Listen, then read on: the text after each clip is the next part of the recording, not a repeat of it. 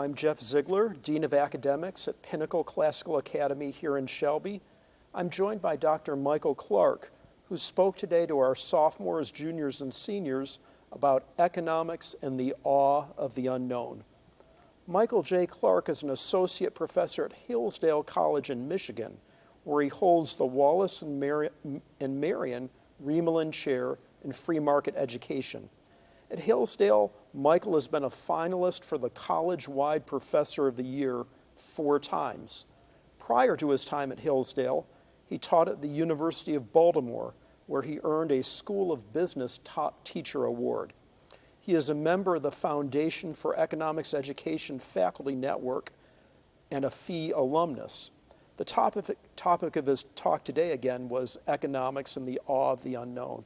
Dr. Clark, thank you for joining us today. It's a pleasure to be at the school and to get to be here with you. It was a great experience overall, and so I'm honored to be here. Well, thank you.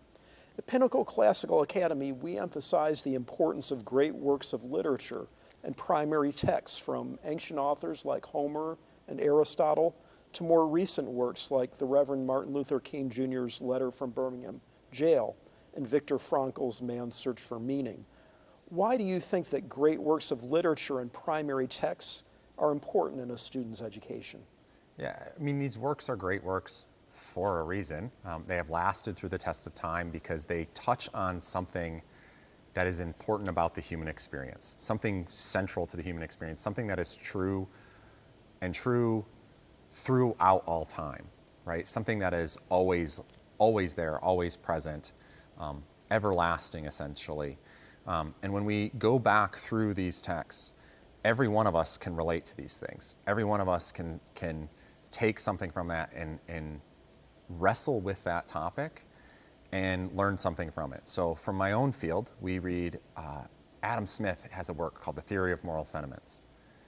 And you can read it to this day, and you still have college students being like, oh, yeah, that applies to me. Like, he talks about how in 1759, our pockets were filled with these baubles and gadgets and things that usually just add to the confusion of our day and add to the stress of what happens if we lose them, as opposed to actually providing any conveniency. Well, a college student today is thinking through those same challenges with, like, the phone in their pocket, right? Adam Smith clearly didn't, in 1759, have a phone in his pocket. But it's touching on something that has that everlasting struggle of what it is to be a person, to be a good person, to build character when we look at these texts, or something about the social world that is an everlasting debate. Those things will always be there, and these texts have made it through this test of time because they do that. It's not just because, oh, someone famous wrote something once upon a time. These have evolved through practices with individuals, having other people read these texts and things like that. And they've lasted. They've lasted that test of time. You spoke to students in grades 10, 11, and 12 today. What was your impression of Pinnacle Classical Academy? Yeah, so I come from Hillsdale College, and we stress a lot of the same values, quite frankly, that Pinnacle does. And the first thing that really struck me was the just culture in the hallways. Like, the students had a politeness to them, a professionalism to them. They were kids. They were having fun. They were joking with one another and snickering, here and there, little jokes or whatever. But there was this desire to better themselves. It felt like in the air, like they're not just there to goof around and waste time. Like, they wanted to get something out of it while still being kids and having fun. But they were incredibly polite as well. And it reminded me of what I think of as like that unique thing about Hillsdale College that I can't tell anybody about. You have to be on the ground to experience it. And I have felt it at very few other places. And this is a school where I'm impressed, right? It's a very good culture within the student body and the faculty, and everybody was like looking to help each other out and help me out. And there's pleases and thank yous and just a respect for each other as individuals. Forget the material that you cover and the topics and the great works and all of that. There's something to be said for a really good culture in an educational environment, and Pinnacle definitely has it. From my day here, it's been wonderful, a wonderful experience. Well, thank you. You've received awards for your economics, your skill in economics teaching, and that skill was definitely on display today. What got you interested in economics? Yeah, I really kind of just went to college not knowing what I was going to do. Nothing about me said, oh, go be a professor. I came from a blue collar family. That just was way out in left field to me. I took some classes in the business program because, hey, maybe I'll do something along those lines. I remember the very first day that I had to take a couple econ classes for that. I remember the very first day I studied for an econ test. I went into the classroom, and a couple of my other friends were there, and they had beaten me to starting studying, and they were talking about it, and I thought they were joking. And they were saying things about how tough this was. And to me, it was just common sense and obvious. Like, intro economics just made sense with the way that I worked.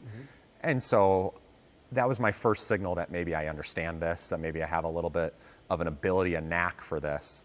And I just gently kept on pursuing a little bit more economics, a little bit more economics.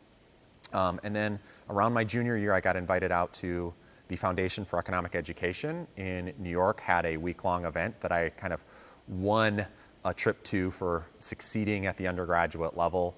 And I got to spend like a week with some great thinkers and just focused on economics. And I kind of fell in love with the ideas at that point. I still didn't think I was going to go off and make it my like sole career to teach economics.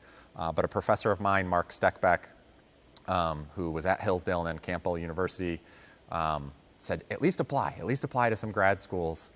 And so I did, and I just kept on pursuing, and doors opened up and opportunities were there. And I fell in love with it. I really love what I do. I think it's incredible that it's my profession. But I love sharing the ideas of economics and seeing those light bulbs go off where people are like, I didn't think the world worked that way. Like, seeing that little twist, that little change is just, it's a lot of fun. I think it's important. I think these ideas matter. So I just slowly but surely, I kind of discovered I have a knack and fell in love with it, and then it blossomed into something that I could make my career. And finally, you've spoken a bit about Hillsdale College, and you are here today thanks to the generosity of the Foundation for Economic Education, FEE, which you've referred to. Can you tell us a little bit more about FEE? Does it have some resources that may be of interest to the viewers of this show? Yeah, so FEE Online does all kinds of stuff to get resources for teacher resources, for educational resources, but then they also try and reach out to students, and they have videos like their Out of Frame video series, takes pop culture lessons and it mixes it with important ideas from the world of economics and sociology and politics and finance, and it kind of mixes it together, and you don't even realize you're kind of learning something through maybe an analysis of like an Avengers movie or something like that, and then they mix it in with some of the lessons to kind of challenge you and ask you questions and things like that. So they have lots of stuff on YouTube if you search for FEE and the Foundation for Economic Education.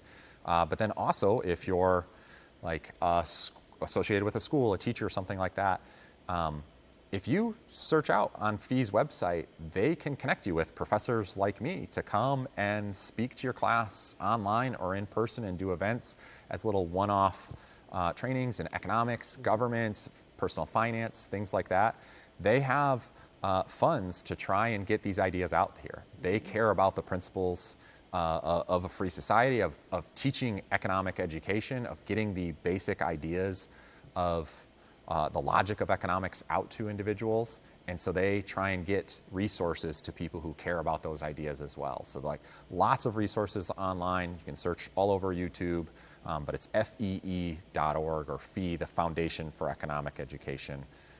They've been a huge part of my career becoming a professor, as I said, but also they've been really generous to get the ideas that I care about out to the masses. Well, Dr. Clark, thank you so much for appearing today on Dare to Soar. I appreciate it.